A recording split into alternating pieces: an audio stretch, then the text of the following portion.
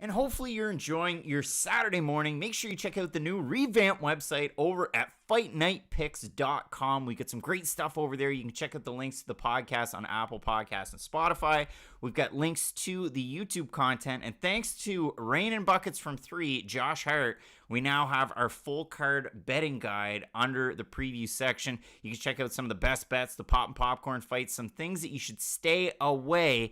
And as always, you can check out the Fight Night Picks shop. We got some great new merch over there. Maybe I took some of these pictures myself, but this is quality stuff over at fightnightpicks.com, the new home for Fight Night Picks. Make sure you check it out. Without further ado, let's get into it. Fight Night Picks is brought to you by Vertiball. Head on over to their website. It's vertiball.com. And listen, it's an awesome product. It's a local company out of New Brunswick, Canada. So make sure you support those guys locally as well as Fight Night Picks. But they're the only mountable portable muscle massager. They can stick on any smooth surface. They've got an industrial strength suction cup. Can support over 100 pounds of pressure. You can get really into those deep knots. I have one here at home. I use it for my back and my shoulders from holding up that Fight Night Picks Pick'em trophy. But listen, make sure you check them out. It's a great product. Like I said, they're recommended by physiotherapists, masseuses, and chiropractors across Canada, the US, UK, and Australia. And they're used by countless professional athletes like Minka Fitzpatrick on screen there, as well as Clelin Ferrell of the Raiders. So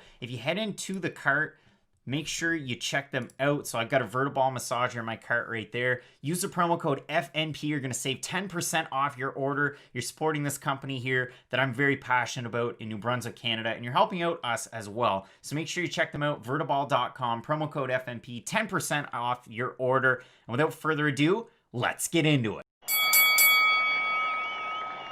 Ladies and gentlemen, recorded in Fredericton, New Brunswick, Canada. It's time for Fight Night Picks with your host, Craig and Matt Allen. Oh boy, and Matt, with that, we are back. We are live on a Tuesday night. What? Did I forget to change the ad pack? You're darn tootin' I did. But overall, really looking forward to the card that we have coming up tomorrow morning from Abu Dhabi, UFC on Fight Island number 8. We have Magny, we have Chiesa in the main event, and Akashdeep, you're hanging out with us. Eldar's here, Phoenix Graves, OJ's, SAPT, the whole squad, Jake Allen. Jake Allen, you played a lights out game of hockey last night, only let one goal in, really repping the Habitants up here in Canada. I get the patch there, and Matt, listen, I'm really looking forward to this card. I think it should be a great one, and we really want to go through as many comments as we can this week. Rages is saying new camera. No, I changed the lighting a little bit. We're just extra handsome today. Doesn't look terrible, but yeah, let's get into it. We're going to try and answer, like I said, as many questions as we can. Obviously, the stream kind of starts to pop off near the end, so make sure you get your questions in quick and early. And if you can hit up the super chat, we do appreciate it. Toss a like, toss a sub, as I know a lot of you already have. And Matt, like I said, we ended up with some new merch. Matt's got some over there.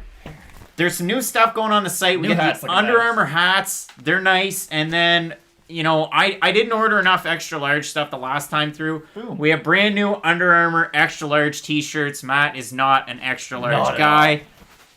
He's more so of a medium. So let's start talking about this card. And listen, I'm looking forward to it. While letter grade, it might not be the best one, they just kind of kept adding fights to it that are pretty good, so it's not bad. Letter grade, it might not be the best one, but here's the thing. The alternative is there's no letter grade on a Wednesday morning. There's never fights on a Wednesday morning. And if you like MMA, you're just happy that we have more cards this week. And I know it is unfortunate. Listen, if you're working during the day, you're probably not going to be able to catch this card, like Craig Allen of Fight Night Picks. But if you are able to watch it, I'm sure you're very fired up for the card. And there are a lot of sleeper great fights on this one. There are a lot of sleeper great fights on this one. That much is true. I know Akhmedov, which Jake Allen so graciously has asked, you know, you're stuck on Akhmedov, Breese.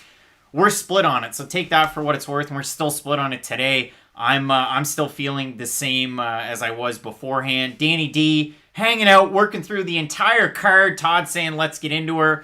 Somebody said, let's get into like I saw a couple weird let's get into it, let's get into there, let's get in, like it's starting to get inappropriate, but it's always been let's get into it. And it's a G-rated saying, guys. Somebody called us Friday Night Fights, and I laughed out loud when I read that, but that's fine. Powerful JRE saying, how did Chiesa ever make 155 pounds? I have no idea. Pablo, guys, thoughts on Adashev at the weigh-ins? I'll tell you one thing, and I was going to talk about it anyway when we went down through it, but you look at Zarrukh Adashev next to Mudaerji, and I get it. Like, Zarrukh's last fight on short notice against Tyson up a weight class from where he normally is. And you look at Mudaerji that fought at 135 pounds, and he's had fights at 125. How crazy is it that, like, Mudaerji looks like 2 weight classes bigger than Zarrukh Adashev? It's wild. It doesn't make any sense. And the only comparison I can think of is, like Dan Hooker's a lightweight now, but he looks even big for lightweight because he used to fight at featherweight. It's like the opposite of that. And Mudaerji, I don't know how he makes the weight. He looks massive, and he's rangy and wiry. It is a weird fight. Kevin Durant in the chat. But Mudaerji, it's hard to pick against him in this one. It really is. And I know we'll get to the actual picks later on, but he is a massive favorite for a reason in that one. All right, so let's talk about our possible fight of the night options. And they haven't really changed, but I can't be more excited about a fight than I am about Mike Davis and Mason Jones. We talked about it earlier on in the week. We talked about how excited we were. CL making a good point. I have to hit it up in the chat saying Villanueva looked good at the weigh-ins. That makes me nervous that I'm confident in him. That's true. I mean, that's a tricky one. Anton's asking one of the, like, I can't pull a rabbit out of a hat, I'm sorry, in a 4 to 5 leg parlay. But I'll talk about a possible fight of the night and the fact that you look at the fight between Mike Davis and Mason Jones. You talk about 2 great strikers, 2 guys that have well-rounded games, because you look at Mason Jones, he had the forethought to move his training camp at one point to Team Alpha Male in the States and spend a lot of time there. You're going to work your wrestling, especially with all of the fighters that are in and around the 155, 145 pound weight classes. So those are definitely guys that you need to train with. The Mendezes, the Fabers, even Garbrandt, wrestling background in his back pocket. And for Mike Davis, same deal. Had a wrestling background, got into boxing, really started to mix it up. He's got, a kickboxing record or amateur record, boxing amateur record. These 2 guys are going to collide. They're both going to push a pace, and that's why I consider this a possible fight of the night. This is such a fun matchup because you know what you're going to get with Mike Davis. And yes, his 2 fights in the UFC, there's been a big difference in this level of competition. Again, we had talked about this before. He went from Gilbert Burns, one of just the best fighters in the world, to Thomas Gifford. No disrespect to Gifford, but there's levels, and I don't really see Gifford as being on the same level as Gilbert Burns. And Mike Davis put on an absolute show. Now, it has been a little while since we've been able to see him compete, but Mason Jones is the type of guy who's going to bring out the best in Mike Davis. Mike Davis, especially early on in the fight, might be a little tentative because it has been a long layoff for him. Mason Jones is not going to allow him the time to get into the fight, and I think that's the main part about this one, and it's going to be phenomenal. Mason Jones is going to get on the inside, but Mike Davis has ungodly power in those hands. Yeah, it should be a great one, and I'm just bringing up Fight Night picks in front of me so I can check out the website, because the ad that I threw out there at the very start was from last Saturday, and I didn't change it, so that's my fault. That's my apologies. The one from Jake Allen, you're writing in all caps, and sorry for everybody else, that's just the one that I'm seeing. So Jake, pat yourself on the back. I'm with Craig on Mason Jones for parlay piece. Now, when I put together my parlay, I had Mason Jones at a plus 160. I picked Davis in the video. I kept that parlay out there, so I have to go with it. But overall, it should be a great fight. I saw a couple other more comments that I wanted to get to. Anton J, you fellas do an amazing job. Only MMA guys I listen to. There's lots of good guys out there, but we do appreciate the support. OJ saying Mason Jones by split decision. KMC, I thought you guys were going to do this tomorrow morning. I work a regular job. I'm going to be at work when this card happens. I'll have to follow along after the fact, I guess, or rewatch it, or try not to look at Twitter. Akash Deep saying, boys, I like Munir as a parlay piece. It is what it is. All right, Matt. So we're talking about Jones and Davis. Now, our next pick for possible fight of the night, thank goodness, Matt Schnell weighed in successfully. The other thing, and this is something that I've been asked about during this week, and it was actually where I had to speak on your behalf. If you look at the picks that we had originally for this fight way back when, I had Schnell, you had Nam. Do you think that the bigger cage affects this fight for either guy here? I don't. And listen, some people are really big on the difference between the small cage and the big cage. And I understand foot-wise, when you look at it, it might not make the biggest difference, but it is about 30% smaller when you actually look at the volume of it. I don't think it makes that big of a difference. I don't really think we've seen an MMA fight that I can point to the result and say that the result is was directly affected by the small or the big cage. Like Stipe and DC, that was the fight that probably would have been affected the most by the fact that they were fighting in a small cage, and it was supposed to help Daniel Cormier, and Stipe did just fine in that fight. So it's hard to compare Stipe Miocic and Daniel Cormier to Matt Schnell and Tyson Nam, but I just think Matt Schnell is the better grappler out of the two, and the fact that we did flip-flop picks shows how close this fight really is. It should be a great one. I don't have this one on a card, to be totally honest with you. It's a pop and popcorn fight if there ever was one for me.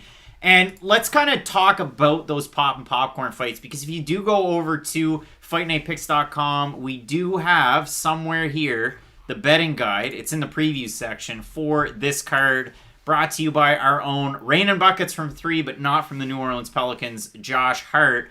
And if I'm looking at it, the two pop and popcorn fights that we'd put down, Nurmagomedov and Morozov, and Alves and Lizz. I like Munir Lizz in this fight for sure, but the trouble is he's a pretty big favorite. Warlley Alves is so sneaky on the ground. That's what makes this one a good one, if he's on. Exactly, and that's the problem. Like, we talk about, there's different players, there's different fighters, where it's just, you never really know what you're going to get when they're in there. And I think Warlley Alves is starting to become the poster child of that team, if you will. It's just, Warlley Alves, when it's right, it is great. You look at him against Colby Covington, I understand it was Covington much earlier in his career, but that's a phenomenal fighter in that fight. And then you look at the guy who fought James Krause, and they're not even really the same athlete at this point, so it's going to be a great fight, but I'm more excited for that fight because Lizz, not because of Alves. Joe Rogan's forehead wrinkles. I don't watch Clint's stuff. I mean, we talk in the DMs every now and again, but we've been doing pop and popcorn fight for a while. I actually, you want the behind the scenes. This is where you get the behind the scenes type of stuff. There's all of the merch over on the site, but I got a logo done up for pop and popcorn fights. You're going to see that on a shirt someday.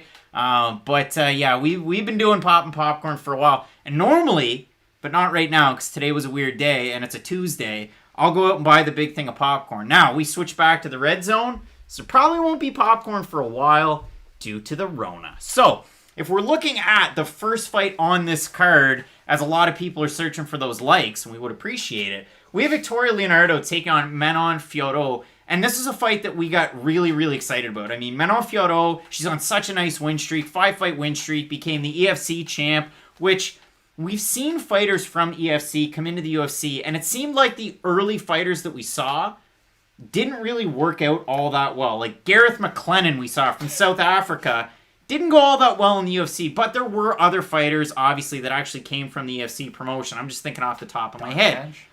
Who? Don Madge. Don Madge, looking forward to a big fight that he has coming up. I'm excited. But if we're talking about EFC, again, Manon Fiorot, she was on The Fighter Season 2. The other thing that they did, they totally copied the UFC's 25th anniversary logo, so there's that.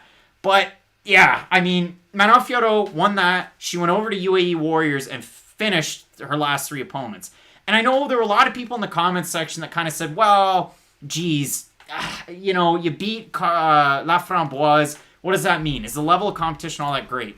Yeah, I mean, she was a really accredited jiu-jitsu practitioner, and she chose to struck with her a little bit. But even in the grappling exchanges, Fiorot was able to win out there. That really impressed me. The win over Tatro Lugo, or Glue, I'm having a hard time. She just dominated her pillar to post, and she made Campo not even look like she wanted to be in there. So that's a tricky one. I mean, Manon Fiorot looks like the real deal. Not to say Leonardo doesn't, but this should be a good fight. It should be, and I gotta be honest, I wasn't hip to the Fiorot train until Craig got me involved, and he was like, hey, you really gotta go back and watch her fights. She's violent, and she can put it on you. On the feet, her grappling is quite underrated, I do think. But when you look at what she does well, it is the striking. That's her bread and butter. It'll be interesting to see how Victoria Leonardo deals with the pressure that Fiorot is going to bring to her. I could see Leonardo going for some takedowns throughout this fight, just trying to switch things up. But if this fight does stay on the feet primarily throughout 15 minutes, Fiorot should be able to run away with it. It's an interesting one, and again, I took Fiorot early on in the week. I had her, minus 135. Now she's really... Sizable. Heavily the favorite in this one, to the tune of 2-1 under, 2-1 favorite.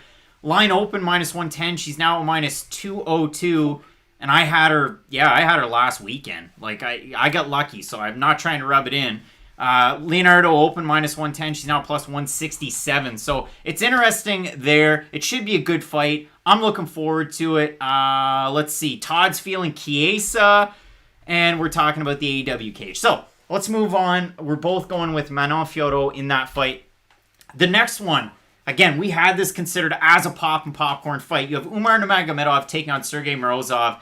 And Matt, we talked about it, the fact that, holy smokes, Umar Nurmagomedov has made such a difference from the start of his MMA career to the point where he's at now. And you see some people, they might have 10 fights, 12 amateur fights. Like, you see these fighters that go through the IMMAF scene. I know there's a guy over in Ireland, I saw his name pop up here recently, had 20 or 24 amateur fights going for a pro career. Goodness. But MMA is not like boxing where you have that. For Umar Nurmagomedov to come in so green as a pro and to really gain fight over fight, it's great to watch. He's taking on Sergey Morozov that is all fire and fury. He hits really hard, and he's willing to counter. That's what makes this one interesting. Joe Rogan is having fun over in the chat. Combat Study saying Fiorot easy. OJ saying Umar easy. And everybody looked fine at weigh-ins, and that's true. So, what are you thinking on this one? So it is, you're 100% right. Nurmagomedov, the first time I ever saw him fight, you could tell that the athleticism was there and that the fight IQ was starting to develop. But then you look at the fighter who we get now, and they do look like completely different fighters. His striking is on such a different level than from what it originally was. And really the comp is, and we do this probably too much, he's kind of like Chris Boucher, the basketball player, where he relied on his athleticism to be good, and then he actually got the skills to fall in line with his athleticism, and it just sort of all got put on top of each other. I like Nurmagomedov in this fight. There's nothing against Morozov. He's got phenomenal striking, big power on the feet, and he could definitely knock anyone out, Nurmagomedov included. This is sort of a hard fight to pick, only because of where the odds are for Nurmagomedov. An absolute massive favorite, but I do like him in this fight. And Mike Perez brings up a really good point, and I see first, last two, but and Joe Patel saying underdog. But Mike Perez saying Sergey's wrestling's not good enough. I've seen his wrestling fall off in the later rounds, and really, it could be probably from the second half of the second round on. And it's weird to see a counter striker that reserves his energy kind of lose it, but at the same time, you see certain points in his fights where he's going in for the kill, he doesn't get it, he backs off, and then it kind of tires him, as it does most fighters. So, Morozov could definitely play spoiler. I didn't put this one on my card because, again, Nurmagomedov is way too big of a favorite. Open to minus 625. He's now minus 536, and the line's kind of popping back up for Morozov in the later stages, who opened a plus 450, now a plus 390. So, yeah, it is tricky. Combat Study saying Morozov's so underrated, give a slight advantage to Umar. I'm kind of in the same spot. Like, it's a tricky one to try and figure out. Eldar makes a good point, too. Mike Press saying Evloev exposed him. That was a while ago, and he's been on a win streak ever since. So, you do bring up a good point. I'll take it, but again, not putting this one on my card. Our next fight, Matt, we have Mike Davis taking on Mason Jones, our possible fight of the night. Phoenix Graves saying, doesn't Morozov have more experience overall? We touched on that in the video. He does. He's got more pro fights, so let's bring it back over to that screen for a second. He's got more pro fights, which is true. He's got the experience with IMMAF, actually. He lost to Said Nurmagomedov in the World Championships. He got guillotined in that one, so it's funny. Nurmagomedov connection. And I talked about it in the video, the fact that Mike Swick interviewed Umar through a translator, and Umar said that these two guys trained together. They did a little bit of sparring, so they kind of know each other a little bit. And that's always interesting to hear that. It's almost like you hear this with basketball players, not so much baseball, but basketball and hockey, where in the off season, you could play on the Canadians, you could play on the Leafs, you could play on the Sens, the Bruins, whoever.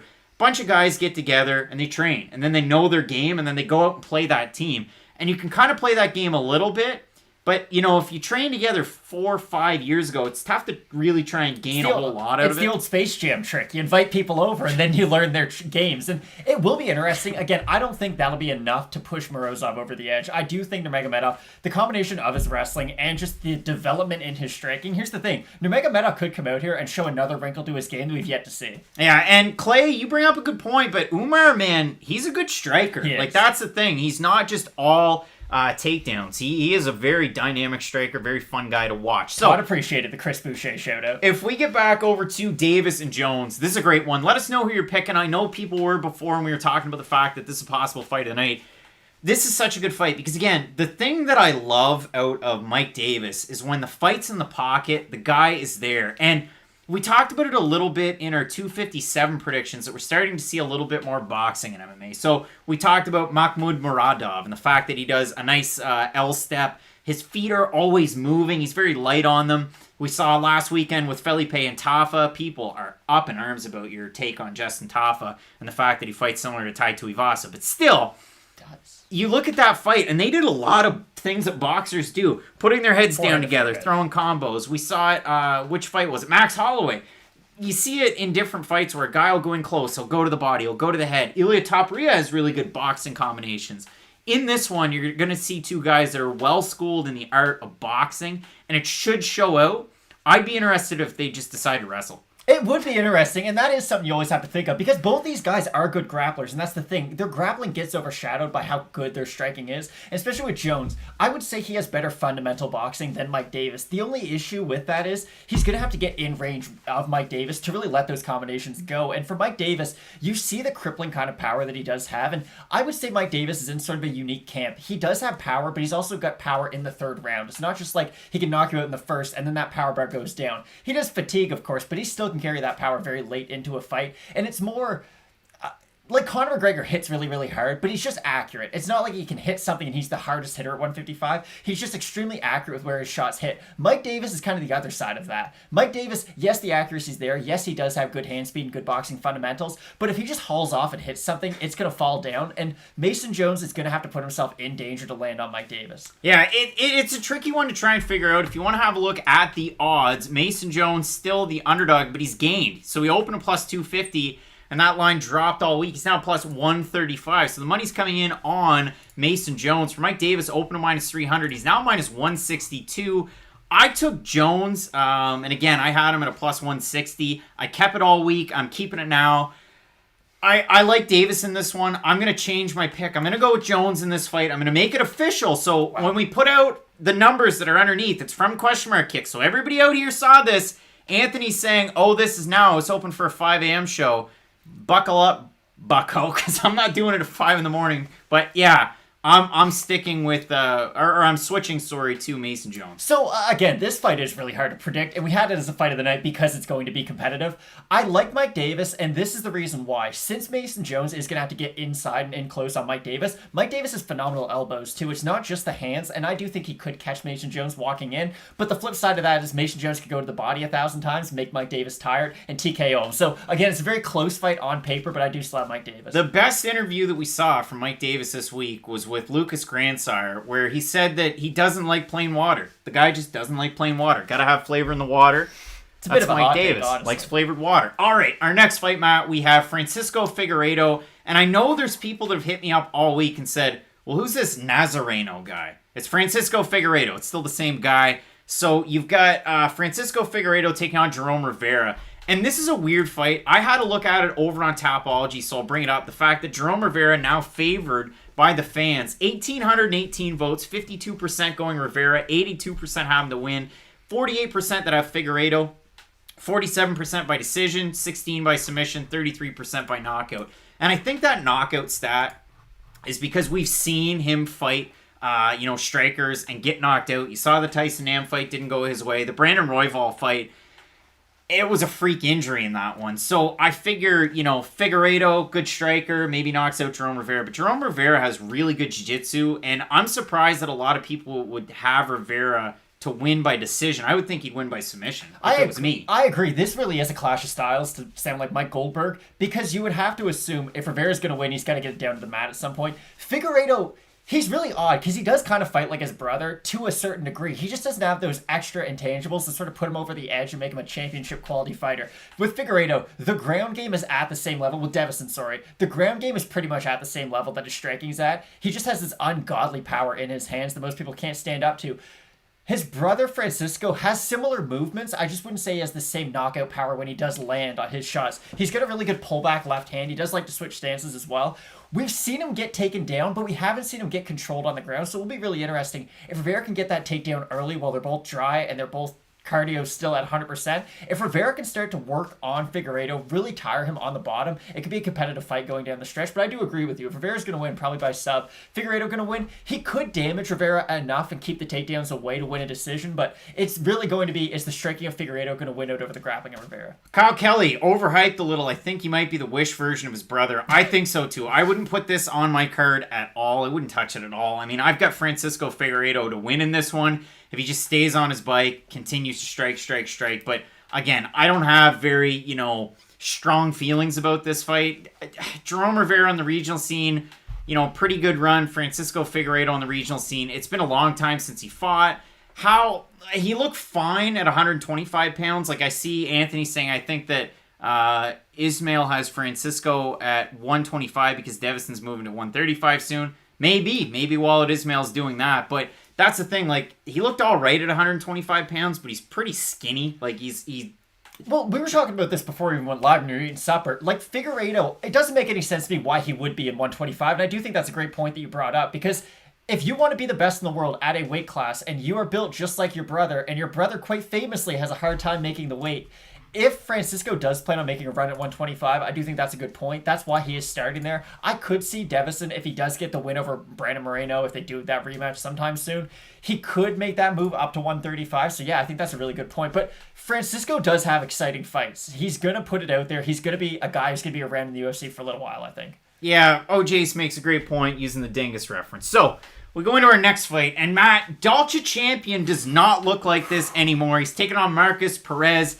And it's a fun fight. It's one of those Strikers Paradise type of fights because neither one of these guys is really a cardio king. You've obviously seen them win decisions in the past, but Dalcha Lungiambula at 185 pounds, I was so worried when we were talking about the Carl Roberson pick, the fact that Dalcha fought at heavyweight, then at light heavyweight in the UFC, now at middleweight. He made middleweight back about a month ago, and then he made middleweight again today, and it wasn't that big of a deal. And he looks cut. Like, he looks good physically, so I'm not as worried as I would have been before. Like, Dalcha Lungiambula looks good physically. The other thing, there was one comment before we came on under the video for this one, the fact that Dricus du Plessis heavy-handed, and that's true. Markus Perez landed on him because du Plessis, it seemed like octagon jitters, and then, it really took him until, after the fight to kind of get over them. And maybe that'll be a thing for Dricus, but, I mean, he's performed in front of big, 50,000 seat stadiums before with KSW, so it shouldn't be that big of a deal. But Dalcha Lungiambula, Markus Perez, it's an interesting fight, and I'm really eager to see whoever wins this fight is just going to probably go and fight another guy in that relegation of middleweights. Yeah, I would agree. Now, I gotta be honest, I don't hold Markus Perez in the highest regard, so beating him doesn't really tell me a lot about you at 185, and no disrespect to Perez, it's just his run in the UFC has been a little bit underwhelming. When you take into account the fact that he did beat Ian Heinisch right before he came into the UFC, and Heinisch is ranked 10th, 11th? Like, he's in the top 15, and a real player at 185, so it's a little disappointing to see how Perez's career's played out in the UFC, but for Dalcha, you've always got the question of, yes, he did cut the weight about a month ago, and we saw that with Tony Ferguson. He cuts weight because he was supposed to fight Khabib, and he's like, oh, I said I was going to make weight then. And yes, he made weight for the Gaethje fight, but he did attribute that as to why his performance wasn't 100%. So it will be interesting to see Dalcha in the cage after those two back-to-back weight cuts, but I still like Dalcha in this fight. Manu's in the chat saying, really interested in your thoughts on Dalcha's judo when he catches a kick from Perez. He eats kicks. He doesn't really catch them, and that's the frustrating thing. He has that judo in his back pocket, and that's some of the highest level judo you're going to see in men's MMA at 185, 205, 265. It's just we don't get to see it very often. That's the unfortunate thing. So I don't think he's going to revert back to it. I mean, to really get into the question, and I make the joke, the Dewey Cooper joke, but he moved his training camp from Africa over to Vegas, and he's been working with Dewey Cooper. Dewey Cooper's the striking coach that you go to. It's not like you're learning... Okay, no, listen. He's not the striking coach, but he is a striking coach. He doesn't really do anything else. So, you watch a striking coach like Dewey Cooper, the former boxer. I doubt that you're going to see a lot of judo out of him, but we'll have to see what happens. Let's have a look at the odds just quickly. Dalcha Lungiambula, the favorite in this one, open to minus 350, now minus 146. But again, that fight was just announced, somewhat recently. So Thursday the 7th, and then it dropped. Perez went from a plus 260 to a plus 138. He's now a plus 121, and the odds are starting to go back up a little bit. trying to get excited, but I've got Dalcha in this one. I do. Listen, if Dalcha goes out there and the weight cut's too hard on him and the cardio's not all that great, then Perez might be able to outlast him. But the thing with Perez is, it's not like his cardio is all that great either. So I'll be curious to see if he can take advantage of those back-to-back weight cuts, but I do still like Dalcha in this one. And, you look at Cale Graham, one of the top fights not to bet on. You're probably right. This one's pretty volatile. I know the odds are starting to settle out. Maybe if you have a strong feeling about either guy. Spurs Ginobili, you seem like you're all over Dalcha, champ. I'm just looking forward to this one. This should overall be a really good fight. I'm looking forward to it. So we'll move on to the next one. We have Mudaerji taking on Zarrukh Adashev. And Matt, this is a bit of a surprise. You have a fighter that's 3-2 in the UFC, that's 0-2 at 135 pounds, and 3-0 at 125 pounds. And you look at a guy like Zarrukh Adashev, and you know how good the striking background is from him. And you look at a guy like Mudaerji that can seemingly do everything. I'm surprised that the line kind of opened where it did. Mudaerji at the very start was what, like a minus 300 favorite? Let's get it. Minus 265. It dropped. Minus 366. He's now a minus 483 favorite. He's a huge favorite. So all of the, the value's kind of been zapped out of it. But yeah, Mudaerji, 9.5 times out of 10. Yeah, I got Mudaerji when he was like a minus 310. So good on me. But yeah, it's going to be, I hate to say an easy win, but this fight reminds me of when Mark Hunt fought Junior Dos Santos, and it's Mark Hunt, all he does is kickbox for the most part. Junior Dos Santos, primarily all he does is kickbox, but when he really needs to, he can go to the well, and he does have the wrestling, he does have the jiu-jitsu. We kind of saw that play out in that fight, and I think it'll be similar to this. I like Mudaerji, because even if things aren't going his way on the feet, and he is a phenomenal striker, he can choose to take it to the ground, and I really don't see Adashev doing that. All right, we'll see what happens in this one, but poor old Zarrukh Adashev. Real raw deal. A lot of people are critical of Ricky Simon on the scale. He's taking on Gaetano Pirrello, the Italian-Belgian striker. I know he did an interview. I saw it pop up on my YouTube with La Sueur in French, so that was pretty cool. But, I look at this fight. I mean, Ricky Simon, good wrestler, weird MMA fighter, like underwhelming, I guess. Yeah, and I'm just going to dig into that if you don't mind. Ricky Simon I had high hopes for at one point. When he had that weird fight against Morozov, and yes, there was a controversial ending to it, and I think I said this in our prediction video, but just to reiterate what I said, I thought after that fight, Ricky Simon was going to go on and have a really successful UFC career, and he has had a successful career, don't get me wrong, but I really had my sights set on, like, top 7 for him, like top 10, and not just to be a guy in the top 7 or the top 10, to actually be a guy to go on a run for the title. That Ray Borg fight really took me off the hype train for Ricky Simon. I understand he had a few losses before that, and that was a win on his record, but in my mind it was okay. Ray Borg, who was a little up and down at the end of his career, especially at 125, is moving up in weight to fight Ricky Simon, who's already quite big for 135. So it's like, okay, on the feet, Simon, pretty good striker. He'll out-grapple Ray Borg,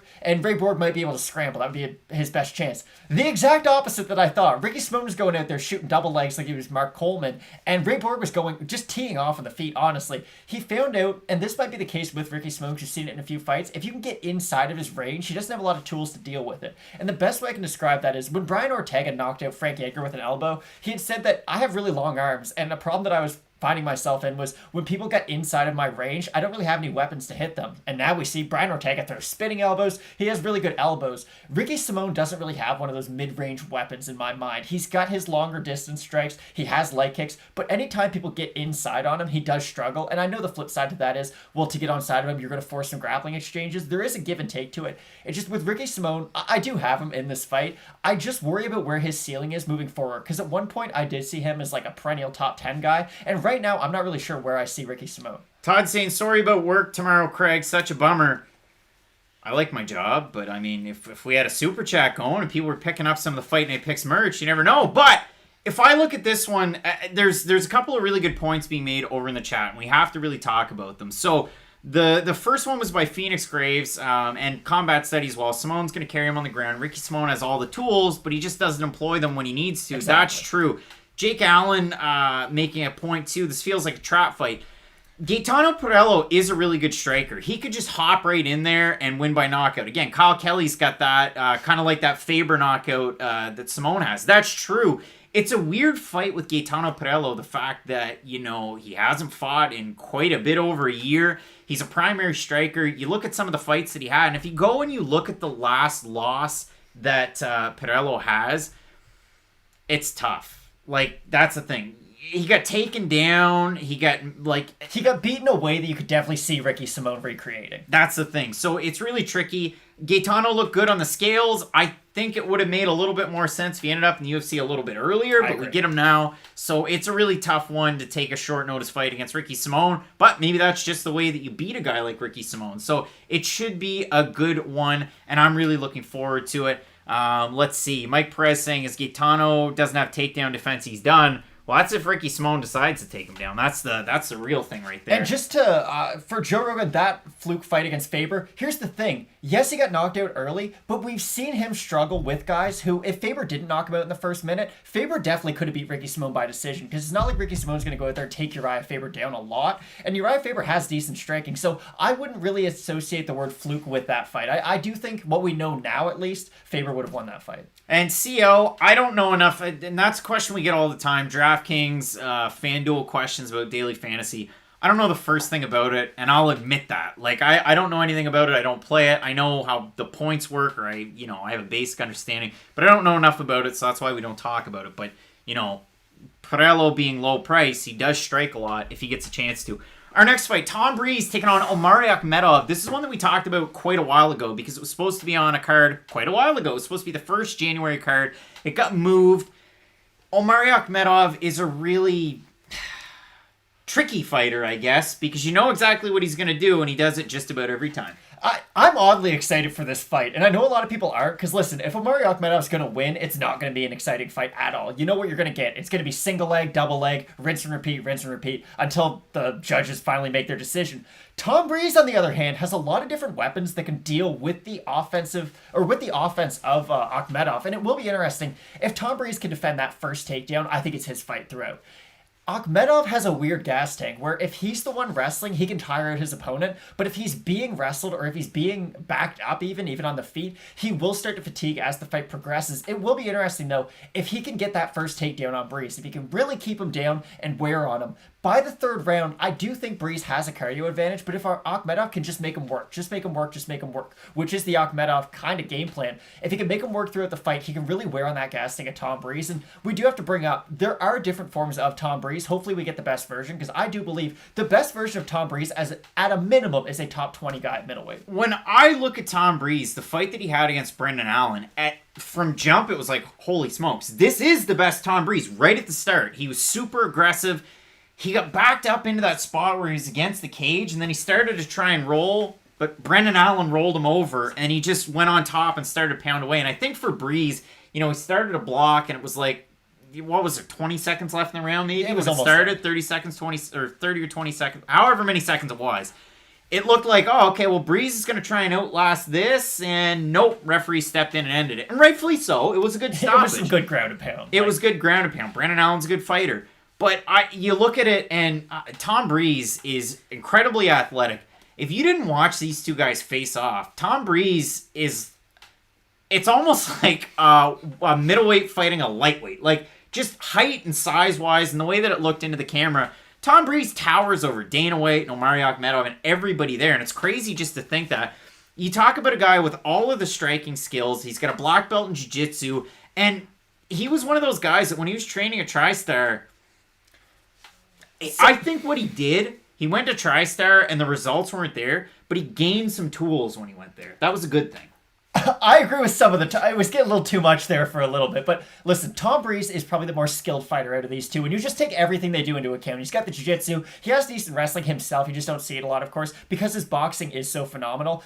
Tom Breese and Sean Strickland is the fight I need in my life. I'll just say that right now. But Omari Akhmedov, the wrestling is so dominant that he doesn't really even worry about the other skills. Like, he's not going to stand with you long enough to strike. And we see this with some wrestlers where they will strike to get into their takedowns, or they probably strike a little bit too much. Omari Akhmedov doesn't really have that problem. He knows what he's good at, and he's going to stick to it. He's going to hug your leg and try to take you down. And it's not the most appealing style to fans, but it's one that gets results. And for as much as I want Tom Breese to win this fight, every time I think about this fight in my mind, I just see Omari Akhmedov putting that grind on him. Breese open minus 140, now minus 163. Where's Omari Akhmedov? He's right there.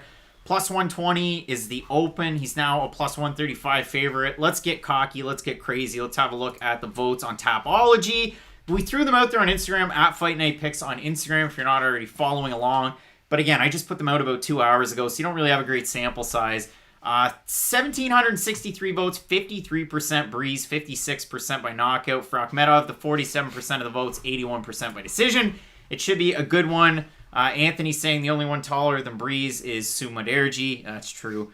Spurs Ginobili, who does Breeze have his black belt under, if anyone in the chat knows? I know Eric O'Keefe that was at TriStar had thrown it down in the chat. I'd have to go back and check out the Tom Breeze fight that he had.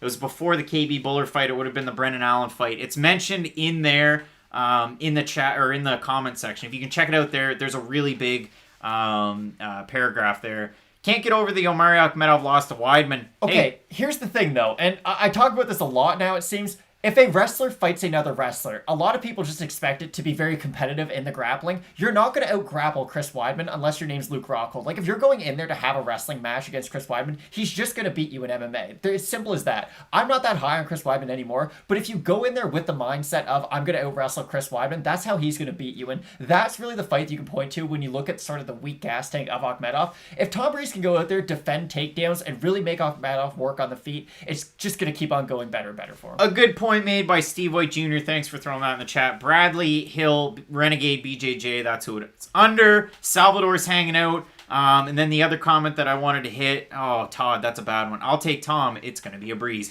I'm sticking with Breeze in this one. I don't have this one on a card at all, but I do like Breeze here. I've got a couple bucks on Akhmedov as an underdog. I do see that grinding style eventually getting to Breeze, so we'll be interesting to see. Like, again, it's one of those fights, it's going to go one way or the other. I don't see this being a competitive fight of the night style fight. Either Tom Breeze beats the brakes off poor Akhmedov on the feet because Akhmedov can't get the takedown, or Akhmedov just rinse and repeats for 15 minutes and gets a ton of them. So we're split on that one. We're not split on this one. Matt, we have my guy. And listen, if Douglas Silva de Andrade walks into any strip club in the world, they are not charging him coat check. All he has to do is flash those abs, and I won't flash my flab.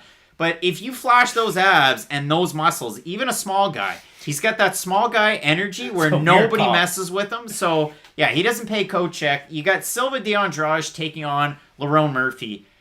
And it's tough because I love watching these two guys fight. I mean, Douglas Silva de Andrade, when he's on, he's a pocket rocket. He throws with power. He really kind of expends his gas tank pretty early. In other words, a term that we used to use a lot, he'll blow his load pretty quick. And it's a big concern for him in his fights. And you look at him, I'm going to sound like Joe Rogan for a second. When you're that heavily muscled, especially at the weight class.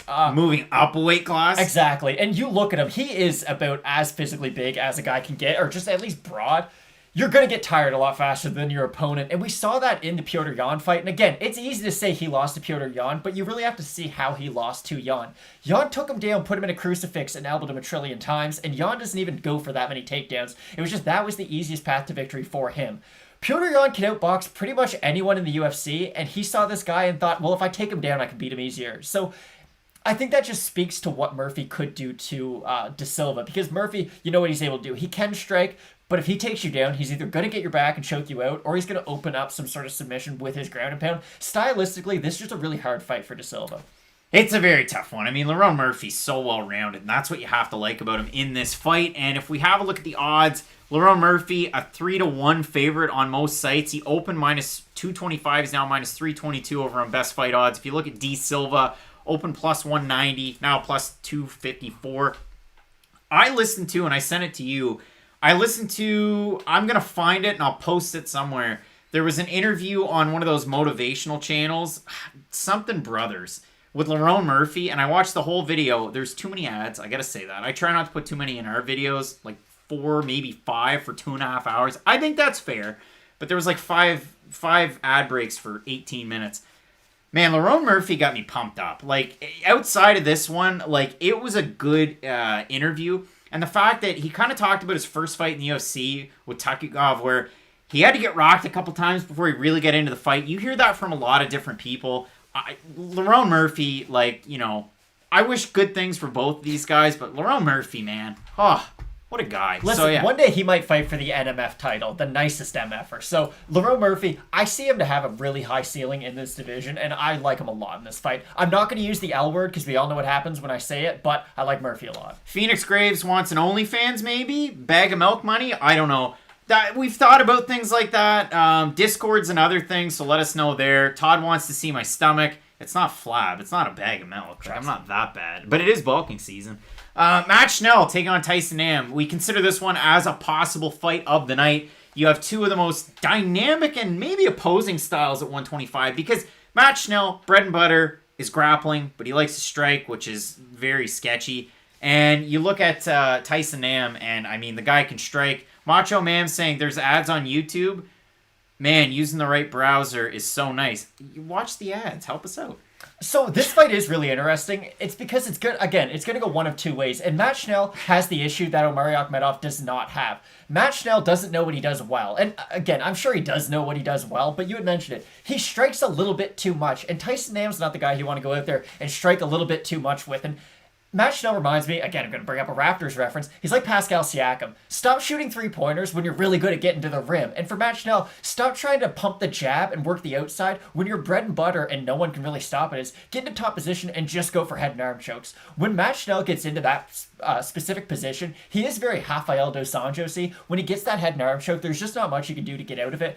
Tyson Nam's striking advantage in this fight is massive, though, and we've seen Schnell not only get cracked, but get rocked in a lot of his fights, and that does concern me, especially the fact that Schnell has had some weight-cutting complications in the recent past. It's just the grappling advantage that Schnell brings into this fight is probably more so than the striking advantage that Nam has on the feet. Nam, again, he's dynamic on the feet, he can switch stances, he's got great kicks. Schnell will have moments on the feet, whereas if it goes to the ground for any period of time, I don't really see Nam having that many moments on the ground. This is a really tough one to try and pick. Like, you got to lay your cards on the table. I know Matt had Nam the first time around. We both picked Schnell in the video that we put out. It seems like it was a long time ago because there's so many fights. Matt Schnell opened a plus 105, went to a plus 100, went back up. Now he's a plus 110. So the late money, like a lot of late money coming in on Tyson Nam. Holy smokes. Tyson Am started Tuesday minus, 130, now minus 134. I mean, the line hasn't moved a lot, but there's a big drop right at the end for Tyson Am. So somebody really likes Tyson Am. Let's see what we got. We're talking about Kyle Lowry, Fred Van Vliet. Eldar's got Nam. Schnell's dangerous on the ground. I don't have this one on my card, so throw that one out there. But I'm sticking with the pick of Schnell, but it's probably not one of the most confident ones because, again, he doesn't have a great chin. He's got really good jiu-jitsu, and he likes to strike. Those things don't bode well. But again, he's got such a good ground game that I like him. Oh, 100%. And Spurs Ginobili, you do bring up a good point. 37 at heavyweight is young. You're a spring chicken at heavyweight. 37 at 125, and here's the good thing for Tyson Nam. The age hasn't seemed to be an issue so far. It's not like he's a slow fighter. He's quite the opposite. He's super fast. But eventually, Father Time is going to come tap him on the shoulder. It's hard to say this will be the fight just because it's not like he's been off for that long. But I do like Schnell. I threw him on a parlay with Akhmedov and Magny just for letting that out there. Because, again, this fight is pretty much 50-50. Schnell, slight underdog. I like Schnell in this one. A lot of people going Nam. Definitely respect it. I'm sure there's going to be a lot of people out there tomorrow in the comments section, for better or for worse, that'll get all upset about that one. But, hey, it's a fight of the night. It's a pop and popcorn fight for the boys. I'm really looking forward to it. Kale Graham saying, can see Schnell dominating until he gets caught. Exactly. Very well staying away from this one. We're staying away from it. And I'm staying away from this one. We have Roxanne Modafferi taking on Viviane Araújo. If you want the perfect blueprint, Roxanne Modafferi, Barb Honchak. That was a while ago, but that's a good one. If you want the Viviane Araújo fight, well, it was the second, or it was her last, her last fight. In her last fight, she looked really good. In the fight against Jessica Eye, she didn't look all that great, and that's the issue that I have.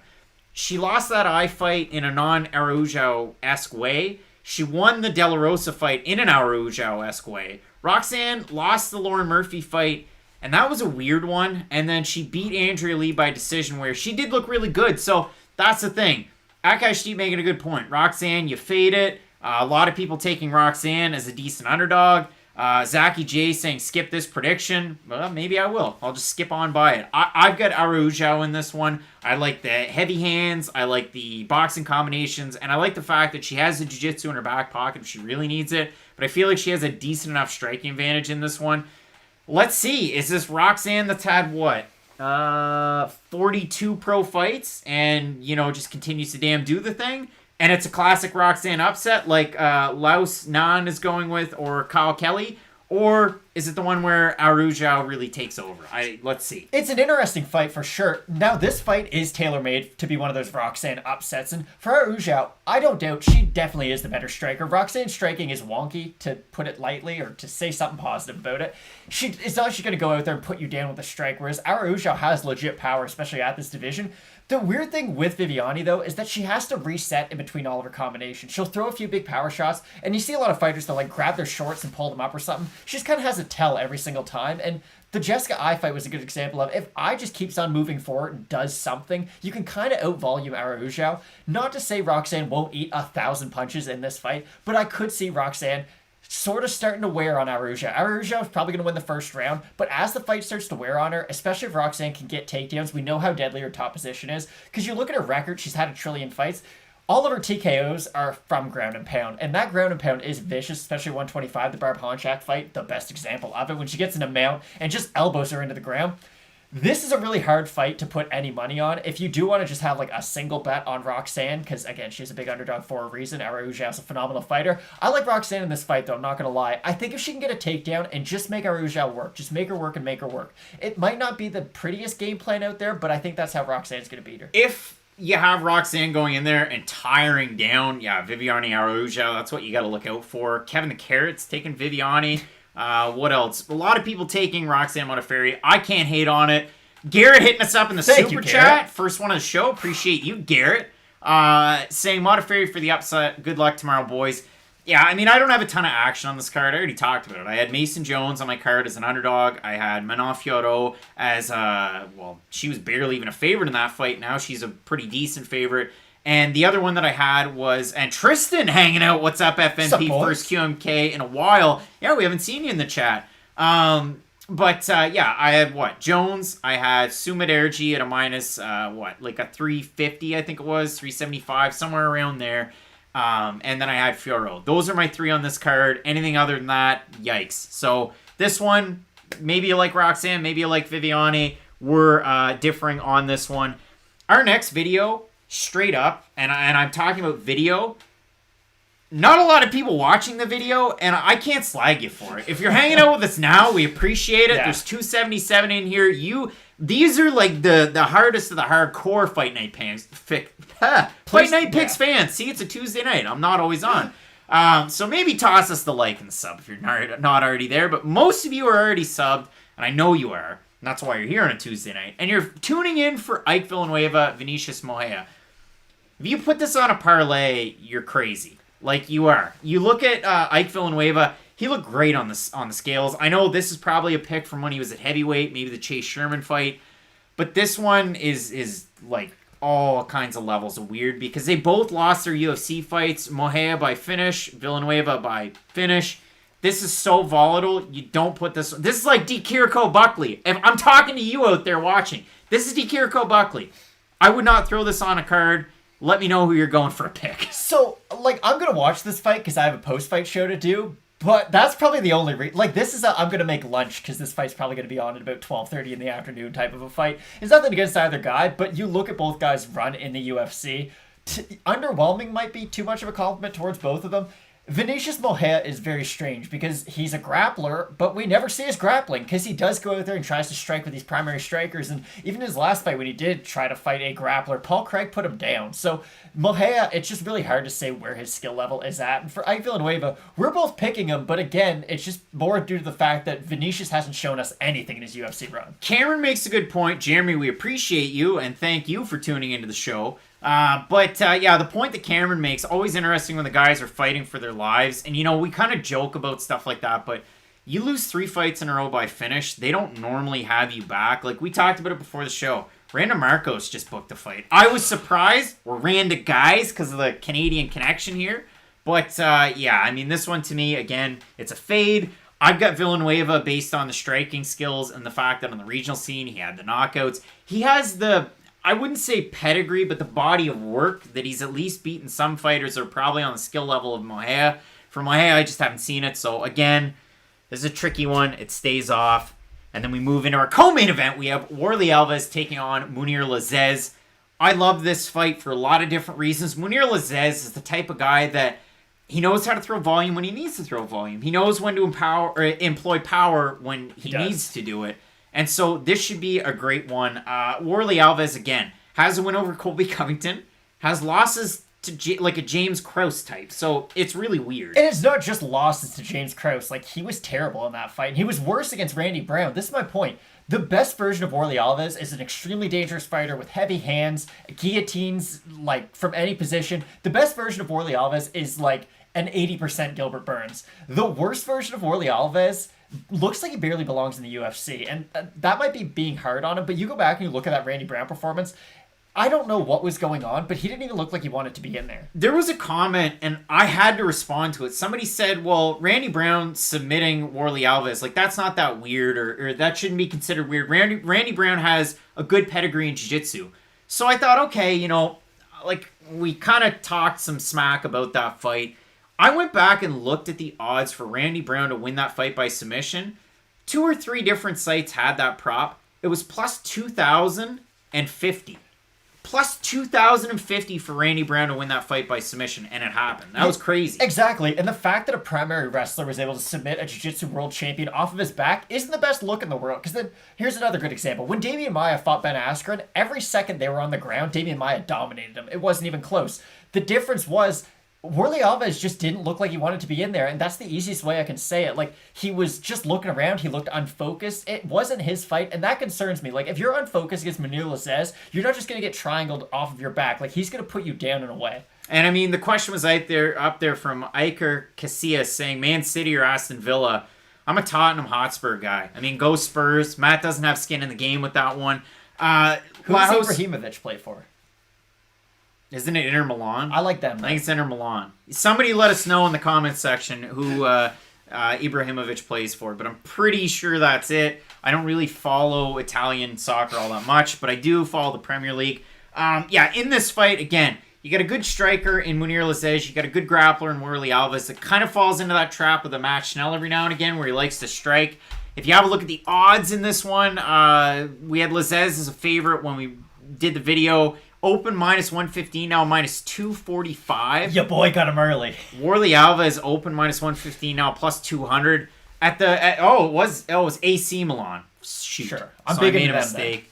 AC Milan from Spurs as well. Everybody's got it AC Milan. See how much I know Italian soccer. But in this one, I've got Lizz. Haven't really moved off of the pick. I'm still with Lizz in this one. Again, Warlley Alves, if he's able to pull off an upset, maybe this is one of those guys. Because if Warlley Alves is on, this is a winnable fight for a guy like Warlley Alves. But I do like Lizz in this fight. Lizz is a guy for me who, his ceiling is quite high. I can see him in there with the Vicente Luques of the world someday. And again, it's hard to say, especially at 170, 155, and like 145. It's hard to predict a guy is going to become ranked just because those divisions are so stacked and so deep. But Munir Lizz, we talk about with Warlley Alves when it's right, it's right. Munir Lizz has hand speed like you couldn't believe and really good power to go along with it. And the fact that Warlley throws such looping wide shots, it's going to leave him open at some point. It's like that quote from American Sniper. Aim small, miss small, aim big, miss big. For Warlley Alves, he's aiming big every time trying to knock you out, and it leaves him open. That's the issue. And a really smart boxer like Lizz is going to be able to move out of the way of those big shots and really put him on it. All right, Matt, let's talk about our main event of the evening. You have Michael Chiesa taking on Neil Magny. And Matt, this is a tricky fight. It is a tough one to try and call. If you look at the Tapology votes, I know that they were close before we came on. I know the Fight Night Picks votes on Instagram, I think it was 2/3 had Neil Magny to get the win. If we look on Tapology, 59% have Magny to win. That's 1,975 votes. With Magny 70% picking a decision. The 41% of voters that went with Chiesa, 52% by submission. And that's what it seems like, and that's kind of the narrative that we really talked ourselves into. Nikki B hanging out from Michigan. Are you from the peninsula? But I looked at this one. For me, Magny wins by decision. Chiesa wins by submission, and that's the way it seems. Eric has Chiesa by sub. I have Magny by decision. So it's a weird fight, if I can just talk about it for a quick second. If Magny wins, he's going to have to defend the takedown like crazy in this fight, because you know Chiesa is going to be going for them. But I always go back to that fight with Chiesa against Masvidal. He dropped Jorge Masvidal on the feet and got Darce choked by Jorge Masvidal on the ground. Does that make any sense when you hear the name Michael Chiesa? Not at all. So if Chiesa has shown the wrestling that he did in the RDA fight, and I understand RDA's weakness is always going to be the wrestling, and he was quite a bit smaller than Chiesa, especially in that fight. But Chiesa's going to have to get Magny down to the ground if he wants to win this. I like the striking of Chiesa because he has been able to improve on it quite a bit, but he's going to need more than just his wonkier striking and some takedowns. Jake's got Chiesa all day, but we have to acknowledge the super chat from Garrett. And listen, we got about 300 hanging out here. Everybody out there in the chat, if you're going to come on, I'm going to post after we're done this because Garrett's supporting the channel. So now the 300 that are, hanging in strong Fight Night picks on a Tuesday night, I'll sprinkle in a little bit of stuff. So after this show's done, I'm going to sit here in the office. I'm going to post the link to Question Mark Kicks. It's going to be on Saturday night. It'll start 2 hours before the prelims like it always does. But we're working on something special for Saturday night. So, Matt, let's let the cat out of the bag. Might as well. Garrett decided that everybody needed this. We're going to do a fight companion for UFC 257 for the main card. Oh. And people have been asking for this for a long time. I'm looking at just doing it for pay-per-views for the start. So it's going to start with UFC 257. But we're going to have a totally different setup. I mean, if you've ever seen me on Early Stoppage, the podcast with John Franklin, the podcast, I sit over on the other side of the video. Tuesday nights are tough. I sit on the other side of the room in the corner. I've got UFC 229, the poster. I've got the Volkan Oezdemir, Anthony Smith from Moncton that I ordered after the fact. The Hoist Gracie flags over there. There's all kinds of great stuff. We get it, Craig. You got some stuff in here. There's all kinds of great stuff. You're going to see that stuff now because we're going to do the fight campaign for it. Like I said, a lot of people have been asking for it, so if you want to toss up the likes, get them up there. Bake that algorithm, as they say. And we'll be doing it. Seems like a lot of people are hyped about it. You can't have friends over to watch the fights. You might as well come watch them with us. That's it. I mean, we're in the spot where now we're in the red zone for the old Rona. And so now we're going to be hanging out. Tristan's saying some whirly pops. I'm going to have some Olsons that night. There's going to be some Olsons had. So I'm looking forward to it. Jonathan, I see you out there. You want a 3-fight parlay. I'll tell you what mine is. I'll give you the one that I have. I had Jones as an underdog.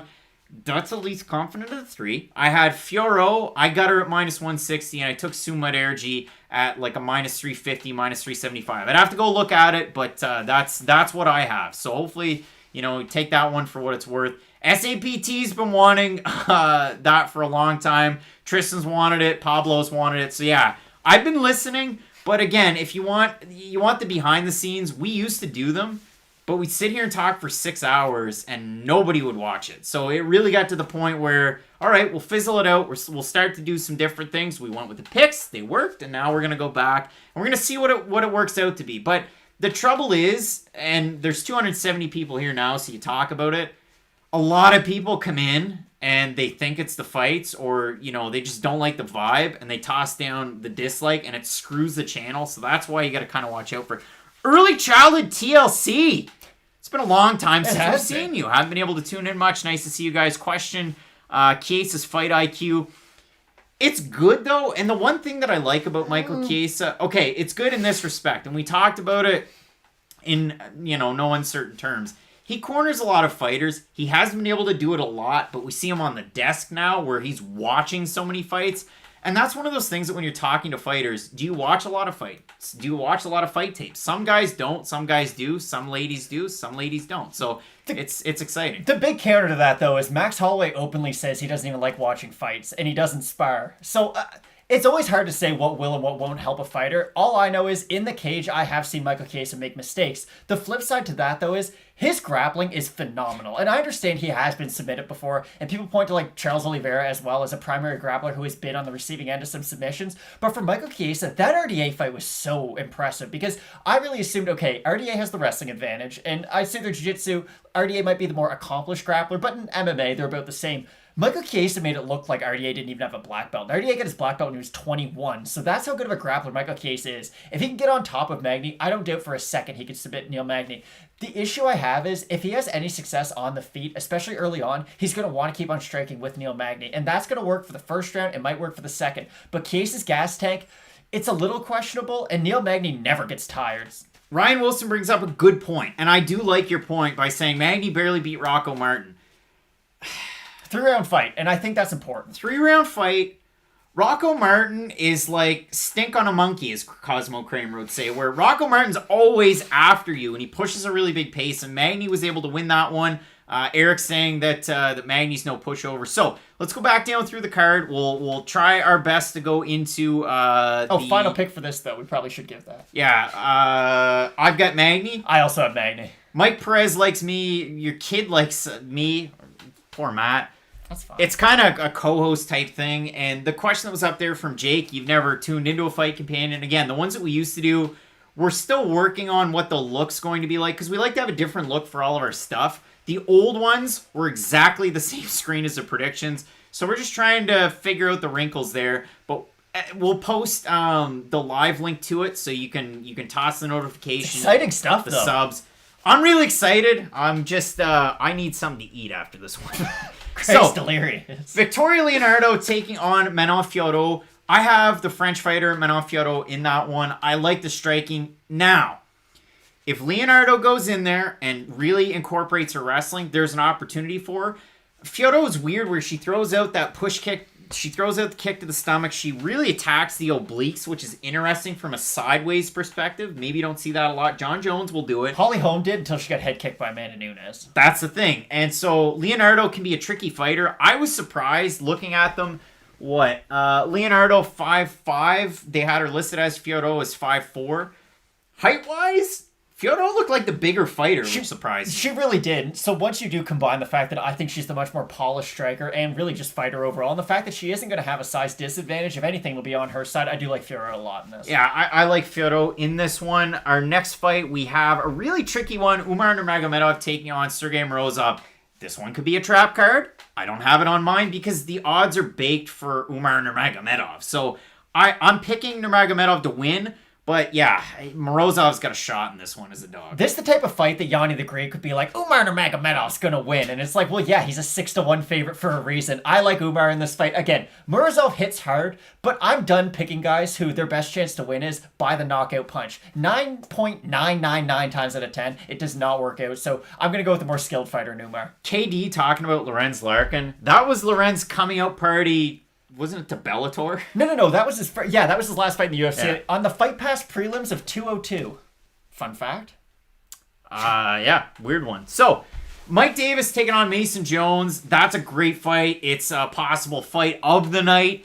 And you look at Mason Jones, great forward pressure. You look at the combinations of Mike Davis in tight. That's why it's such a tough one for me. I went with the underdog here. I'm taking a shot at plus 160 for Mason Jones, but I love the fight. Again, and I'm going to kind of go against what I just said, but in this fight, I do think Mason Jones is the slightly more polished striker out of the two. Wow. But the fact that Mike Davis has that big equalizer in the power, it's not like his boxing's bad by any means. Like, he's a very technical fighter himself. I just think the power sort of puts his stand-up a little bit over the edge over Mason Jones. Phenomenal fight, though. And again, I feel like we do have to preface these. When we have these as our fight of the night, it's because they're going to be competitive. So I really like Mike Davis in this one. I like this one. And listen, I've seen MMA Twitter. I don't know if... See, MMA YouTube's weird. Let's talk about this. MMA Instagram is fun. I actually like it. MMA Facebook can stop right now. I didn't think I was going to like MMA Instagram. But I've been an MMA Twitter guy since 2013. So I've been hanging out, the Underground Whisper Network over there. A lot of people like Jones, so that's been fun. I can't remember if we had a look at the Topology votes on this one. I think it's going to be fun, because now my memory, I can't remember. I'm a memory guy. Holy smokes! 1,803 votes on Topology, 67% with Jones, the underdog. So that's pretty cool. We'll see what happens there. It's going to be a phenomenal fight, though. Figueiredo taking on Jerome Rivera. That should be a great one. I'm really looking forward to this because polar opposites in terms of style. Gunny's saying Mason Jones more polished. That was a joke, right? He goes on the inside and he will work the body shots in with the head shots a lot more, whereas Mike Davis is primarily a headhunter. So again, there's give and takes to both guys striking. It's just the fact that they are both very boxing heavy. That fight, if you really want to make it easy, whoever's backing up is going to lose. Like, if Mike Davis can get Mason Jones against the cage, he's going to unload with power shots. And same thing vice versa. If Mason Jones has Mike Davis against the cage, he's going to throw hooks to the body, overhands. It's just going to be a hard night for whoever's getting backed up. I mean, talking about the jokes, I like Mike Davis top to bottom in his striking, and I like his wrestling background. It's just, I agree. Whoever pressures better will probably win, but that's a tough one. Anton J, Craig's married. So apparently I got one, but my wife's not a huge MMA fan, but so we'll see what happens. Figueiredo taking on Jerome Rivera. Again, it's a tricky one. It's a tough one to try and figure out. I would stay away from this one because Figueiredo's been inactive for a long time. He's in the UFC because his brother's a champ. He's going down to 125. There's a lot of red flags for Figueiredo. With Jerome Rivera, insane ground game. If he takes it to the ground, let's see what happens. I'm going to stick with the Figueiredo pick. But we'll see what happens. Again, I do like Figueiredo in this one. It is a clash of styles, the Mike Goldberg, but I like Figueiredo as well. It will be interesting to see, though, if he is only in the UFC because of who his brother is, or if he can be a guy who stays around for a very long time. I hope it's not one of those Artem Lobov situations where it's like, okay, your relationship with another fighter is the main reason why you're here, but I think Figueiredo should be able to get this one. All right, let's move into our next one. Dalcha Lungiambula, Markus Perez. Again, somebody thought, like I said, volatile at the start. Yeah, super volatile fight because somebody's probably going to get a knockout win. It's just a tough one to try and figure out who. Dalcha Lungiambula in that fight against... Listen, that's a thing. When you take on such a good striker in your last time out, it's tough to really try and get a good gauge. So Akhmedov getting the win over Dalcha, it's going to happen. That kick was insane. With Markus Perez against Dricus du Plessis, I like Dricus du Plessis, so we'll see what happens there. Yeah, it will be an interesting fight. Perez has moments in some of his fights where he does really well. He just never seems to win those fights. So I like Dalcha. I think physically he looked really good at 185. Hopefully Dalcha gets it done.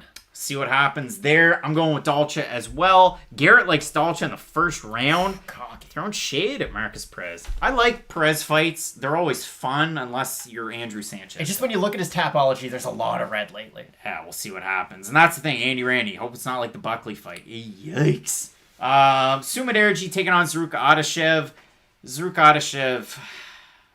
If he gets a win, cat's pajamas. I took a shot at Mudaerji when he was like, minus 350, minus 375. Now he's a minus 500 favorite, so yikes. Eric Svensson, you should talk about fights that won't go the distance. Here's one right here. Either Mudaerji knocks, I just forgot his name somehow. Zarrukh Adashev? Zarrukh Adashev, goodness gracious. Either he knocks out Adashev or just dominates him on the ground, or Adashev, again, his kickboxing background is legit. He can throw crazy techniques from all over. Good power from both sides, too. Adashev could catch Mudaerji at some point in this fight, but this is a good one that might end inside the distance. Dried, spicy, shredded squid. Are you guys going to change your picks and seeing the weigh-in face-off? Perez looked very well sized up against Dalcha.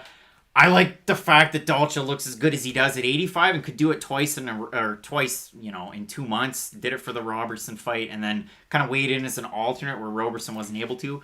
I like the fact that the cut to 85 hasn't been terrible or hasn't looked to be terrible. So, yeah, and I'm sticking with Mudaerji here. The only pick that I changed, I said at the start that I had picked Mason Jones, back when we made the original videos, but my pick was Davis.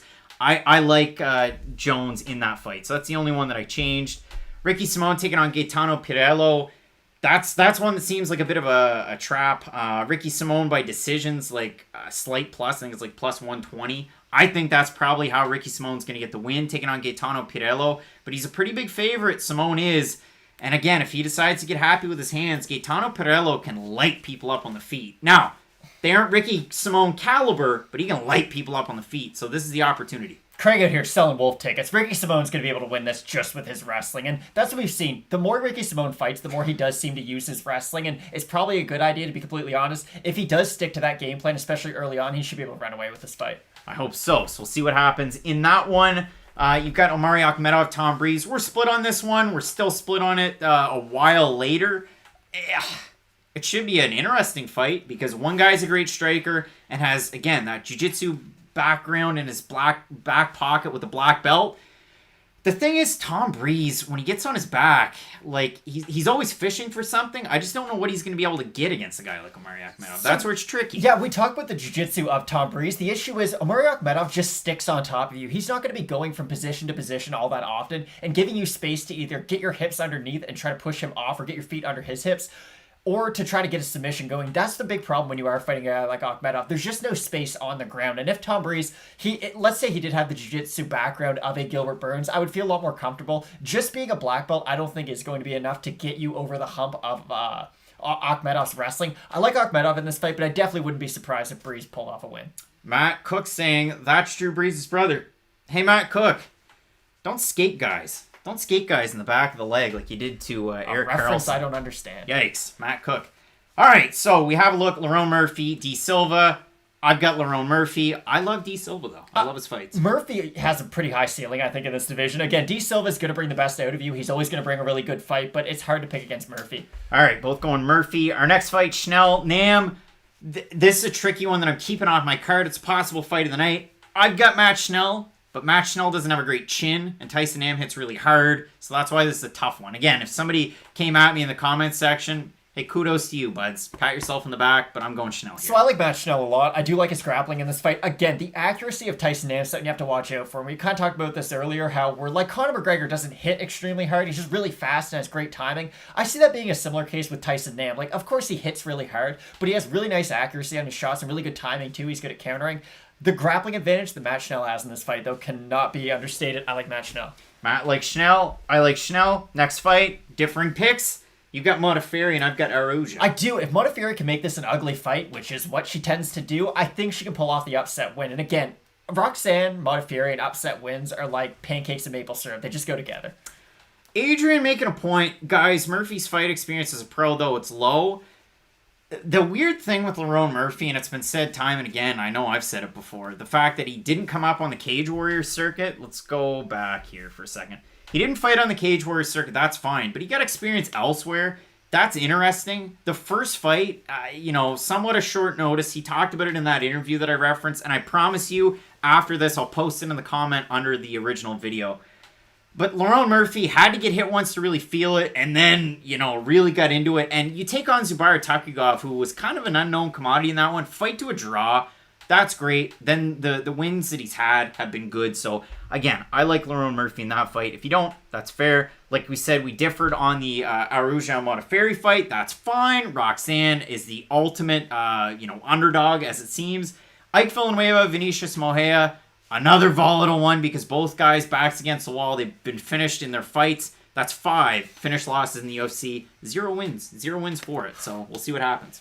Yeah, we both have Ike Villanueva. And again, it's not because this fight's so great and we're like, oh, Ike Villanueva's going to win this back and forth brawl.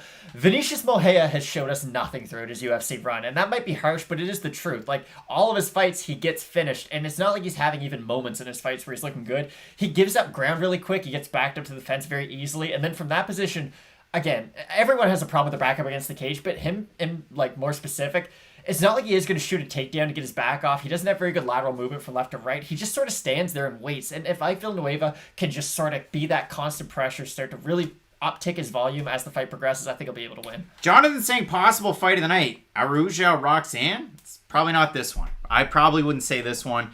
So there is that. But yeah, Ike Villanueva, I've got him against Vinicius Morea. Again, I've seen Morea get knocked out by grapplers. Which, again, when you're a grappler taking on a grappler, you're probably going to think, well, somebody's going to get knocked out. But, yeah, I've got Villanueva. Our co-main event, if it's 100% Warlley Alves, maybe. No. But I haven't seen him in a while, and that's the thing. I haven't seen him in... I've seen flashes in the last 5 years, but I haven't really seen it in 5 years. He won tough. He beat Colby Covington. He's on top of the world, and then it just kind of fell out. Munir Lizz is the hot thing. This could turn into, though... This could turn into Joaquin Buckley's the hotness, and then he loses to D. Kiriko. You got a guy in Munir Lizz that's the hotness, fighting close to, his adopted home, I guess I should say, or close to where he trains, where he's billed out of. So, yeah, Alves could win, but it seems like a lot of people going Lizz. I'm going Lizz here. Warlley Alves has a much worse chance than Craig just laid out. Again, let me think back to myself 5 years ago. I was in grade 11. Like, the best version of Warlley Alves was that long ago, you have to think. And we haven't even seen a decent version of him yet.